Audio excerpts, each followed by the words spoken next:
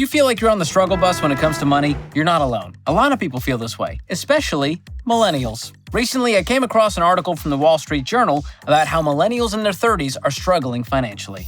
According to the article, American millennials in their 30s have racked up debt at a historic clip since the pandemic. Their total balances hit more than $3.8 trillion in the fourth quarter, according to the Federal Reserve, a 27% jump from late 2019.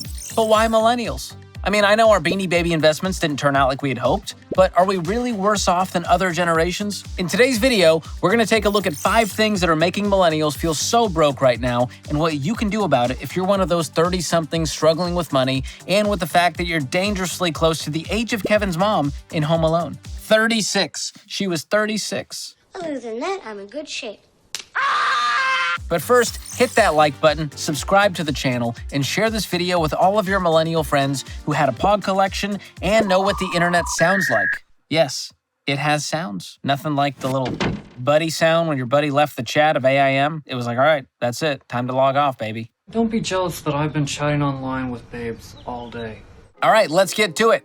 One of the big things making millennials feel so broke right now is inflation. In case you haven't noticed, things do be expensive. In 2022, the annual inflation rate in the US was 8% higher than the previous year, which is the biggest jump in decades. And according to a recent study, 80% of Americans say they are making sacrifices because of inflation. So this is something that a lot of people are feeling the pain of. But you might be feeling the crunch even more if you're in your 30s and you're making less than someone who may be further along in their career. Especially if you have a kid or two at home, since childcare costs can be higher than Willie Nelson on the Goodyear blimp. And if you think 8% is quite the hike, wait until you hear the next thing making millennials broke: home prices. Over the past decade, home prices have risen almost 50%. That means back in 2013, when you were blasting Avicii through your headphones with cords and still getting used to the idea of Ben Affleck as Batman, the home that cost $200,000 back in 2013 probably costs around $400,000 today.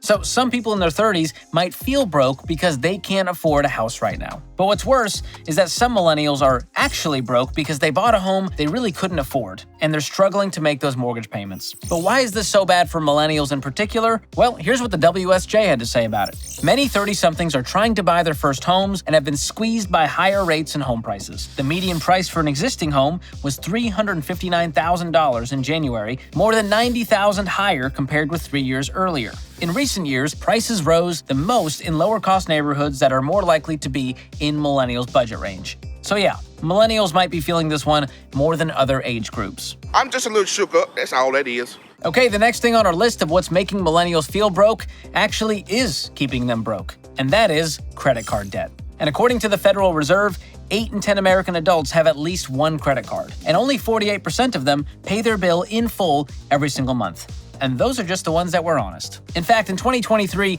outstanding credit card debt hit a record high of $1 trillion.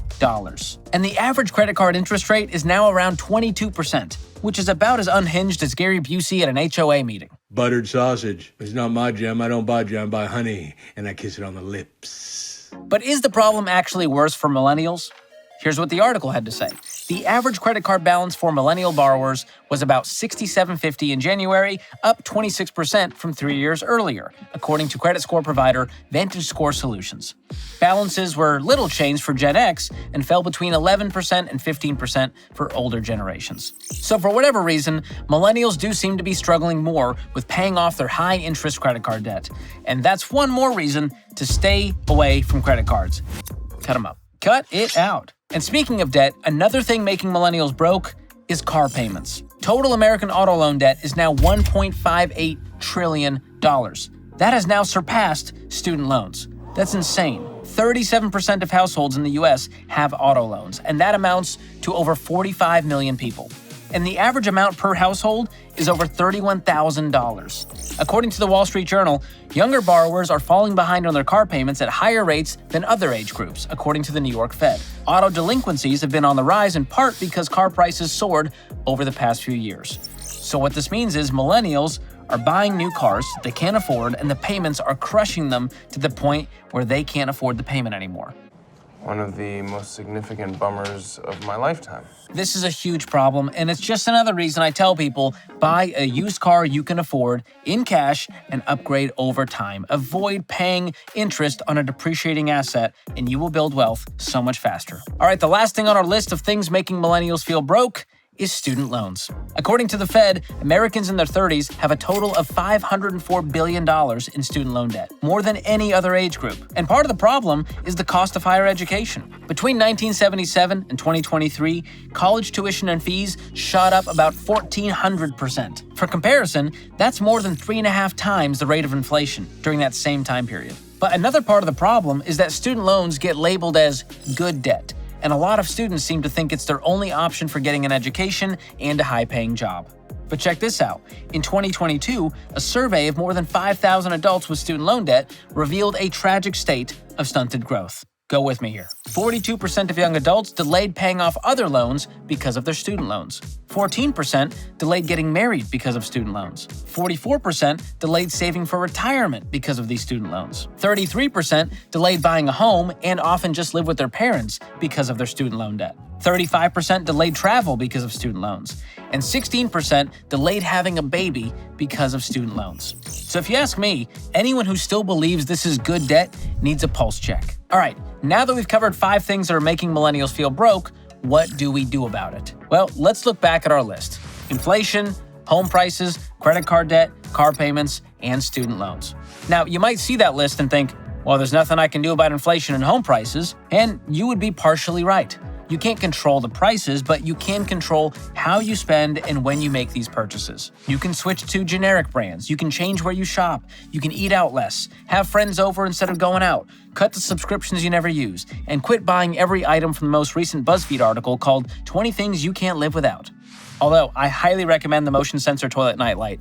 Game changer. Ooh, fancy. And when it comes to home prices, you can avoid getting yourself in hot water by waiting until you're out of debt with an emergency fund and a solid down payment. I've seen too many situations where the house becomes a burden instead of a blessing when people don't do it the right way. Now, let's talk about the other ones. We got credit card debt, car payments, and student loans. Well, those are all forms of debt, and that is something that is in your control. Now, debt has become so normalized in our culture that those payments and interest might just seem like a part of life. It's just the price you pay to be an adult. But it doesn't have to be that way. You can choose to opt out of this system designed to make credit card companies and student loan companies and banks filthy rich. So here's what you gotta do. Do something wild and drastic, like cut up your credit cards, close the accounts, and start paying with cash or a debit card. I did that a decade ago, and it totally changed the way I viewed my own money and how I built wealth. Another thing you can do is save up and buy a reliable used car in cash. You can find great reliable cars out there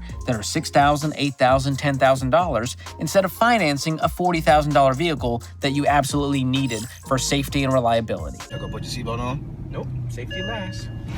Ow! Safety first. Next, choose a school you can afford.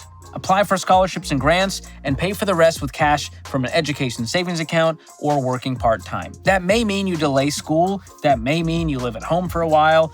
It might mean you go to community college for 2 years and then transfer to that 4-year school to finish your degree. But it's totally worth it to avoid student loans. Here's the deal. You can live a really good life without debt, and I'm living proof of that. Now, it's going to take a little more time, it's going to take more sacrifice, but it is so worth it to get out of debt once and for all and never look back. All of that sacrifice won't be easy, but it is worth it to have financial peace. That's what this is all about. So what's it going to be? Are you going to let debt continue to rob you of your freedom and your wealth? Or will you do the hard work to reclaim what's rightfully yours and live with more margin, options, and peace? That's up to you. But I truly hope that you follow the advice in this video and that you can overcome these obstacles, you can get out of debt, you can beat inflation, and become a homeowner one day. That is my goal for all of you. Thanks. I feel better already. All right, that's it for today's video. Hope it was helpful. If you've been feeling broke and stressed about money and you're ready to turn your financial situation around, be sure to check out my brand new book called Breaking Free from Broke, the ultimate guide to more money and less stress. You can get your copy at ramseysolutions.com/store or check out the link in the description below. As always, make sure to like, subscribe, and share this video with your friends who may get nothing out of this video except a great motion sensor toilet nightlight. That's okay. I can live with that. Thanks for watching. We'll see you next time.